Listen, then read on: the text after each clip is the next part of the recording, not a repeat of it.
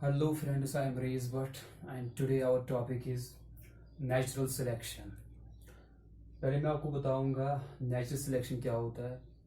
Natural selection process where organisms are better adopted to their environment. यानी ये वो process है जिससे ऑर्गेनिज्म अपने माहौल के साथ अडॉप्ट होता है. और अगर एक एनिमल या अगर एक ऑर्गेनिज्म या अगर एक प्लांट अपने माहौल के साथ अडॉप्ट होता है तो उसमें हमेशा रहता है. सो सिंपली यहाँ पे नेचुरल सिलेक्शन क्या होता है, ये वो प्रोसेस है जिससे ऑर्गेनिज्म अपने माहौल के साथ अडॉप्ट होते हैं. और अगर कोई ऑर्गेनिज्म, मैंने आपको बताया, अगर वो अपने माहौल के साथ अच्छी तरह घुल मिल जाएगा, they tend to survive and produce more offsprings. यानी वो अच्छी तरह वहां पे रहेंगे and they produce more offsprings and they produce more, और उनके फिर कल बच्चे बहुत ज्यादा होंगे. क्योंकि जब एक ऑर्गेनिज्म अपने माहौल के साथ अडॉप्ट करता है उससे क्या होता है, ये अच्छी तरह से सर्वाइव भी कर सकता है and they tend to produce more offsprings. यानी वो ज्यादा से ज्यादा बच्चे प्रोड्यूस कर सकते हैं. और अगर हम यहाँ पे देखेंगे, organisms with favourable traits are likely to reproduce.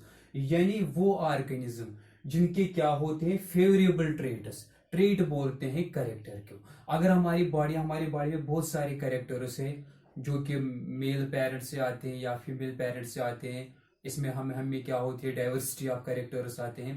लेकिन जो एक कैरेक्टर्स होते हैं, अगर ये फेवरेबल ट्रेट्स होंगे, अगर ये फेवरेबल कैरेक्टर्स होंगे, means they are those organisms are likely to reproduce. यानी ये अपनी रेस कंटिन्यू कर सकते हैं, ये अच्छी तरह से अपनी ऑफस्प्रिंग्स प्रोड्यूस कर सकते हैं क्योंकि इनके ऐसे ट्रेट्स हैं विच आर फेवरेबल, ये अच्छी फेवरेबल होते हैं. और अगर हम यहाँ पे मैं एग्जांपल दूंगा यहाँ पे नेचुरल सिलेक्शन की, एक there are various groups of various species of beetles.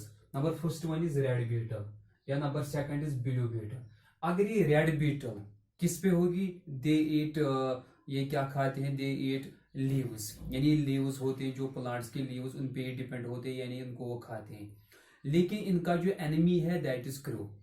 अगर ग्रीन लीफ पे रेड बीटल आ जाएगी वो दूर से ही डिटेक्ट हो जाएगी. यानी जो क्रूज होते हैं they are easily detected these red Beatles.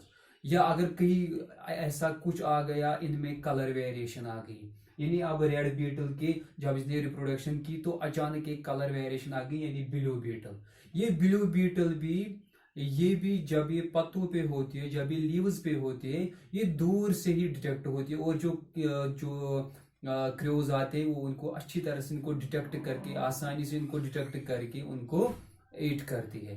लेकिन उसके बाद और एक जनरेशन आ गई ग्रीन बीटल्स. लेकिन जो ये green beetles they are not easily detected by the crows, क्योंकि they camouflage with the leaves. Leaf भी ग्रीन होता है और ये भी ग्रीन होते हैं. So they are not easily detected to the crows, इसलिए इनकी पॉपुलेशन दिन ब दिन बढ़ जाएगी. लेकिन जो इन दोनों की पॉपुलेशन वो धीरे धीरे कम होती जाएगी. मीन्स यहाँ पे नेचुरल सिलेक्शन किसने यहाँ पे स्टार्ट की, दैट आर जो क्रोज होते हैं. सिंपली जिनके अच्छे फेवरेबल ट्रेड्स होते हैं वो अपने माहौल में अच्छी तरह अडॉप्ट होते हैं, वो अपने माहौल में अच्छी तरह ज्यादा से ज्यादा ऑफस्प्रिंग्स प्रोड्यूस कर सकते हैं. उसके बाद ही जेनेटिक ड्रिफ्ट. जेनेटिक ड्रिफ्ट क्या होता है, elimination of certain traits from small population. जब एक छोटी पॉपुलेशन में कुछ ट्रेट्स एलिमिनेट होते हैं, कुछ जीन्स एलिमिनेट होते हैं, वो एलिमिनेट कैसे हो जाएंगे, वो खारिज कैसे हो जाएंगे, when a population dies of natural calamity. अगर कोई कुदरती आफत आएगी, कोई कुदरती आफत आ गई और उसने एक स्पीशीज को अपने लपेट में लिया, और वो स्पीशीज जो है उनकी बस 2-4 स्पीशीज बच गई और बाकी दे वैनिश्ड, या और माइग्रेट्स टू अनदर रीजन, या जो पॉपुलेशन है उसने माइग्रेशन की. क्योंकि मैंने आपको बताया अगर वो माहौल उसके फेवरेबल नहीं होगा तो उस माहौल से वो, अगर एक ऑर्गेनिज्म अपने माहौल के साथ एडजस्ट नहीं होगा, अगर अपने माहौल के साथ वो अडॉप्ट नहीं होगा तो वो उस माहौल से वहां से भाग जाता है या वो मर जाता है। लेकिन अगर वो अच्छी तरह से वहां पे अडॉप्ट कर सकता है, he can produce more and more of springs, because उनमें फेवरेबल ट्रेड्स होते हैं। यानी अगर कुछ जीनस एलिमिनेट होते हैं किसमें, फ्रॉम स्मॉल पॉपुलेशन, कैसे एलिमिनेट कैसे होते हैं, अगर कोई नेचुरल कैलेमिटी आ जाएगी या एक पॉपुलेशन दूसरे रीजन में वो माइग्रेट करेगी, उससे क्या होता है, कुछ जीनस एलिमिनेट होते हैं। फॉर एग्जांपल यहाँ पे क्रो स्पीशीज है, अगर एक अगर कहीं जगह इनको क्या होगा, अगर जो क्रो पॉपुलेशन है, अगर ये अचानक इनमें क्या है कि जेनेटिक ड्रिफ्ट यानी एक जगह से दूसरी जगह जाएंगी, मीन्स इनके जो ट्रेड्स है वो धीरे धीरे एलिमिनेट हो गए हैं, इनके जो एलियंस है वो धीरे धीरे एलिमिनेट हो गए हैं। इसीलिए आपको यहाँ पे याद रखना है। और एक एग्जांपल मैं आपको बताऊंगा यहाँ पे जेनेटिक ड्रिफ्ट की।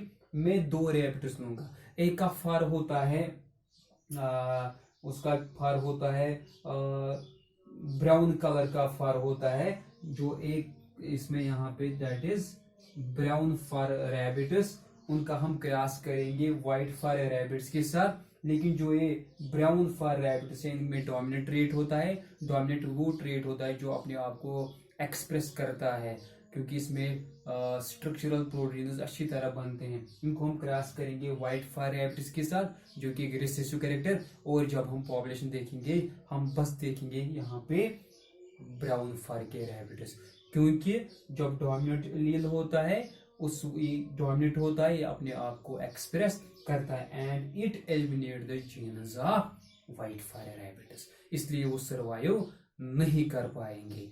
सो जो evolution it depends upon natural selection and it depends upon genetic drift. Thank you very much.